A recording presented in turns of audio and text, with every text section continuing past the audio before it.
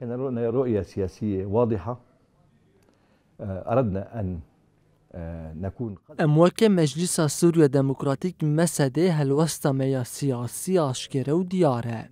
ام دخواستن آلوزیه بریا دیالوگی چاره سر بکن. ده کنگره میا داویه ده مدیسان تقسیل سر دیالوگ و آشتیه کر. ده دمکه دکو گلک آلی هولدن کریزا سوریه کورتر بکن ام هولین خواب بردوام جبو چاره سر کرن آلوزیه و کم کرن آزارن ولاتیان ده دومینن. د کنگره مده داخازین سوریان درکتن پیش. هر وسا کنگره که به باندور بو نونریا تواهی پیکاتین سوریه کر.